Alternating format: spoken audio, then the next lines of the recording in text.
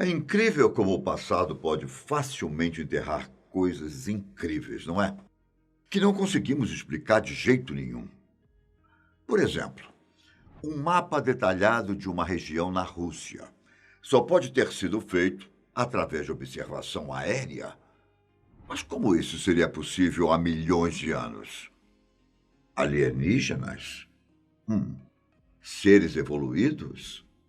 Aqui é o Ivan Lima e você é muito bem-vindo ao nosso canal. No ano de 1999, o professor Alexander Shuvirov encontrou uma pedra que pode ter 120 milhões de anos. E por que ela é tão importante?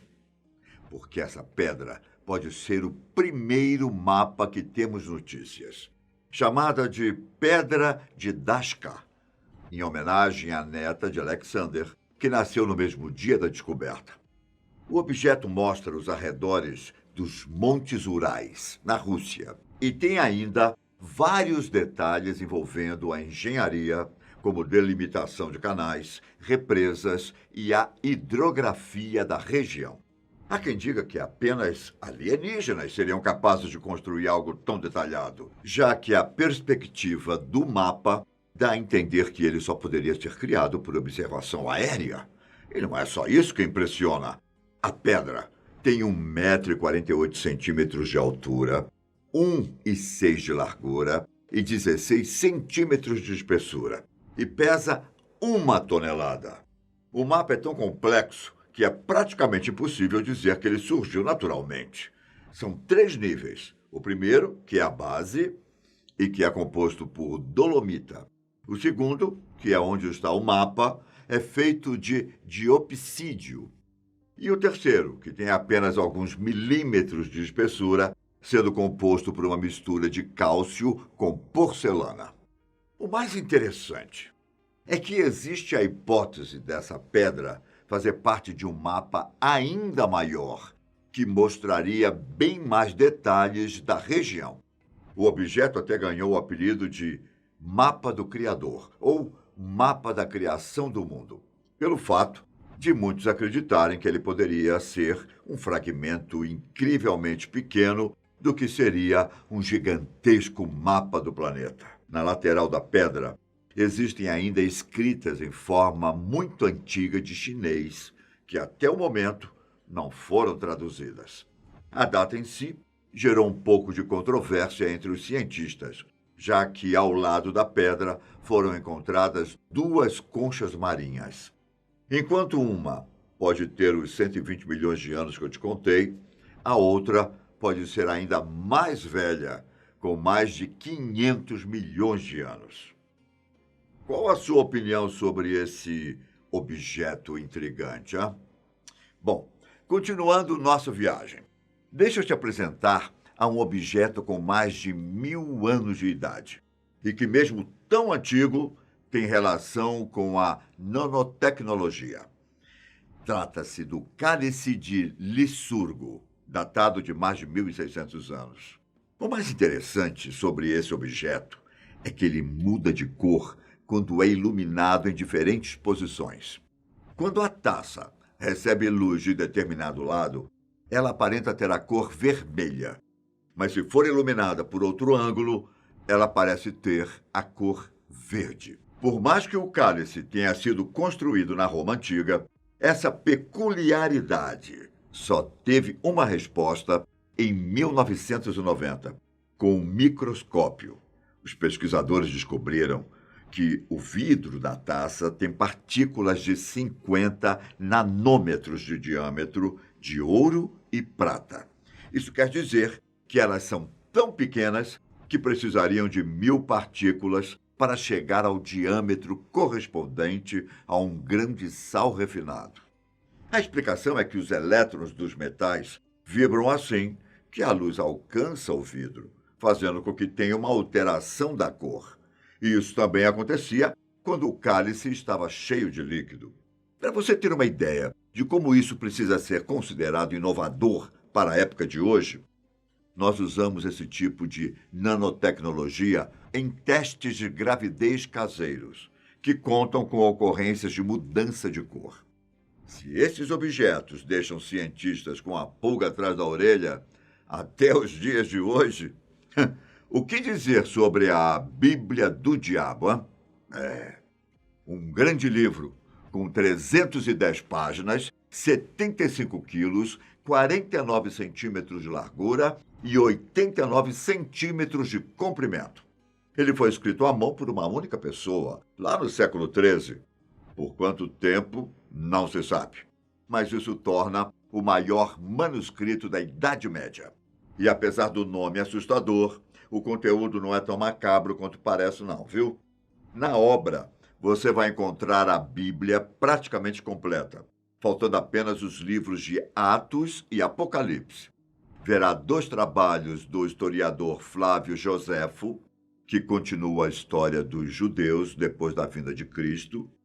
Em seguida, terá uma crônica do padre Cosmas de Praga, textos sobre medicina e mais materiais diversos. Então, por que o nome da Bíblia do Diabo?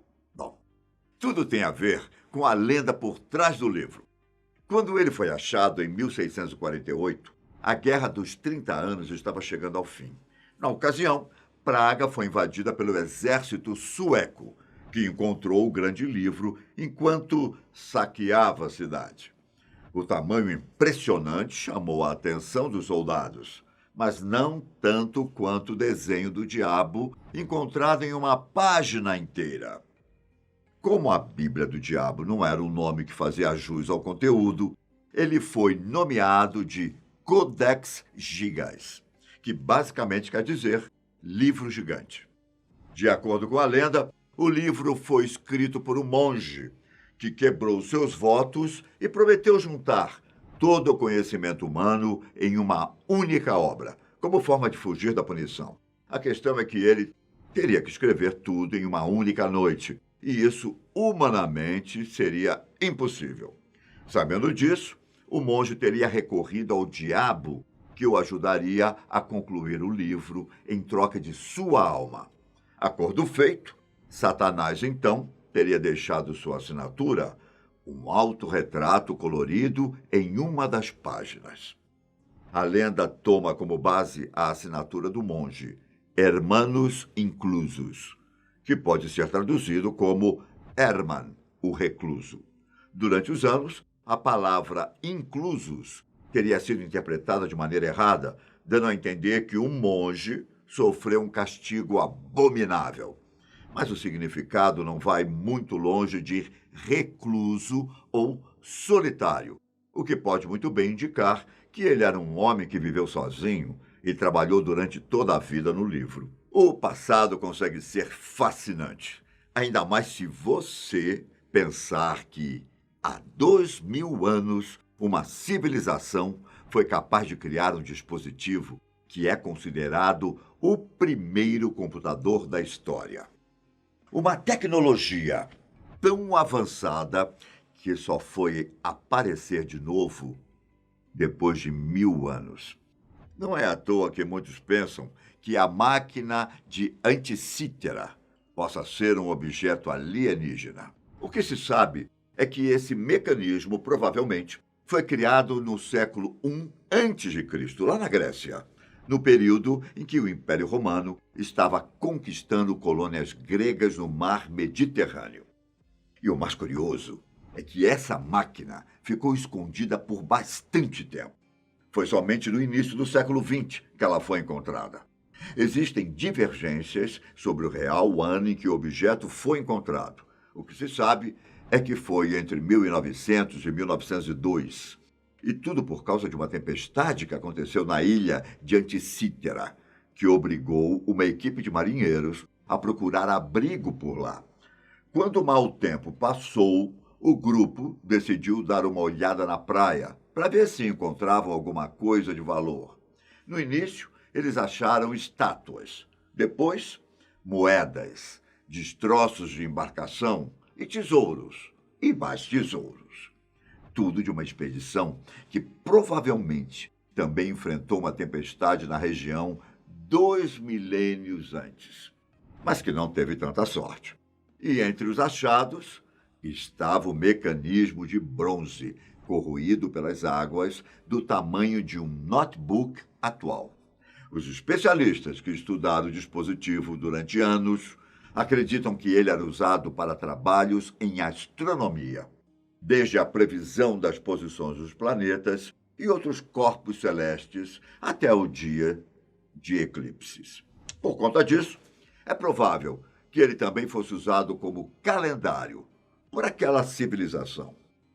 82 peças foram recuperadas e no interior de algumas estava a prova da complexidade da máquina.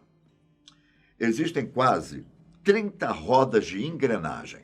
Por ser tão bem feito, há quem diga que muitos outros objetos do tipo foram construídos na época. Claro que tudo isso é mera suposição. Afinal, só voltando no tempo para confirmar com exatidão para que servia o mecanismo. Por conta de alguns indícios, acredita-se que o matemático Arquimedes tenha sido responsável pelo projeto. Agora pensa comigo, se essa tecnologia tão moderna já existia há milênios, por que ela desapareceu durante séculos? Deixo essa pergunta para você. Um forte abraço e até a próxima. Tchau!